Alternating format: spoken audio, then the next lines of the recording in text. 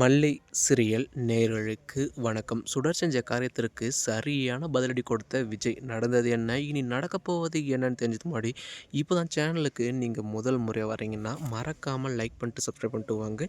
வீடியோக்குள்ளே போயிட்டு என்ன தான் சுவாரஸ்யமான விஷயம் நடக்குதுன்னு பார்த்தீங்கன்னா, ஒரு பக்கம் இப்போ மல்லி நீ என் கூட உட்காந்து சாப்பிடு, இப்போ ரேணுகாவை தோசை சுட்டு கொண்டு வர சொல்கிறேன் அப்படின்ட்டு இப்போது ரேணுகாவை நம்ம விஜய் இருந்துட்டு தோசை சுட சொல்லுவாங்க இல்லையா, அப்போது ஏண்டி மல்லி உனக்கு நான் தோசை சுட்டு கொடுக்கணுமா? அதாவது விஜயை வச்சு உன்னை கடுப்பேத்தணும்னு பார்த்தா, விஜய் கடைசியில் உன்னை வச்சு என்ன வெறுப்பேத்துறேனா?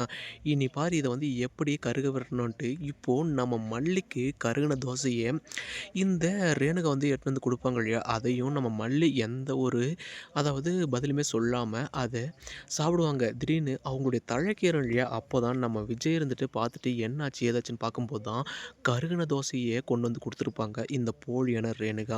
அப்போது என்ன ரேணுகா உனக்கு கொஞ்சமாச்சும் அறிவு இருக்கா இல்லையா? ஒரு தோசை கூட உன்னால் ஒழுங்கா சுட தெரியாதா? இப்போ பாரு மல்லிக்கு ஏதாச்சும் ஒன்று ஆயிருந்தா என்ன பண்ணுறது அப்படின்ட்டு இப்போது சுடரை அடிக்க கை வாங்கிடுவாங்க இல்லையா விஜய். அப்போவும் நம்ம மல்லி தான் விஜய் சார் சரி இனி கவலைப்படாதீங்க, இனி அடிக்கிறதுனால ஒரு பிரயோஜனம் கிடையாது. அப்போது இந்த சுடர் சொல்கிறது, ஏண்டா நீ என்னை அடிக்கிற அளவுக்கு போயிட்டியா? நானே உங்களுடைய சொத்து எல்லாத்தையும் சுருட்டிட்டு இந்த வீட்டை விட்டு உங்களை வெளியே அனுப்பாமல் விட மாட்டேன். அது வரைக்கும் என்னது போனா போட்டுன்னு உன்கிட்ட அன்பா பாசமாக இருக்கிற மாதிரி நடித்தா நீ என்னையை அடிக்க கை வாங்கிட்டியா அப்படின்ட்டு ஒரு பக்கம் இந்த சுடர் மனசுக்குள்ள நினைக்கிறாங்க.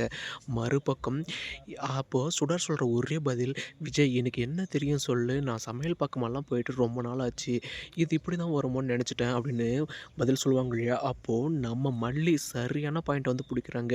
என்ன ரேணுகாக்கா தோசை மட்டும் ஒழுங்காக சுட தெரியாதுன்னு சொல்கிறீங்க, ஆனால் இதுக்கு முன்னாடி உனக்கும் விஜய்க்கும் இந்த வெண்பாவுக்கும் பிடிச்ச டிஷ் ஒன்று மட்டும் கரெக்டாக செஞ்சு கொண்டு வந்தீங்களே, அது மட்டும் எப்படி உங்களால் முடிஞ்சது? அதுவும் அதனுடைய நறுமணம் டேஸ்ட் எல்லாம் மாறாமல் அப்படியே இருந்தது, அது எப்படி அப்படின்னு இப்போ நம்ம மல்லி கேட்குற கேள்விக்கு இந்த சுடரால் பதில் சொல்லாமல் அப்படியே திருன்னு திருவிழா காணாமல் போன பொம்மை மாதிரி முழிக்க ஆரம்பிச்சிடுறாங்க. மறுபக்கம் இப்போ சொல்லு அப்படின்ட்டு இப்போ நம்ம விஜயும் கேட்பாங்க இல்லையா, அப்போது என்ன பதில் சொல்கிறேன்னு தெரியாமல் அப்படி முழிப்பாங்க இல்லையா. அது இல்லை விஜய், அது என்ன இருந்தாலும் எனக்கு தெரிஞ்ச டிஷ், அதனால் அது ஏதோ ஒரு இதில் செஞ்சுட்டேன் அப்படின்னு இப்போது சமாளிக்கிறாங்க இல்லையா.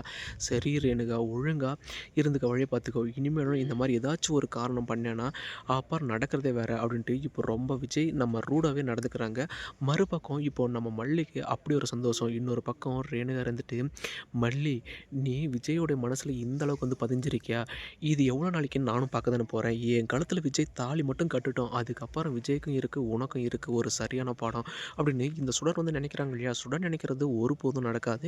இதுக்கு அடுத்தடுத்து என்னென்ன சுவாரஸ்யமான விஷயங்கள் இன்ட்ரெஸ்ட்டாக நடக்குது, நம்ம சேனல் ஃபாலோ பண்ணுங்கள் ஃப்ரெண்ட்ஸ். தேங்க்யூ ஃபார் வாட்சிங்.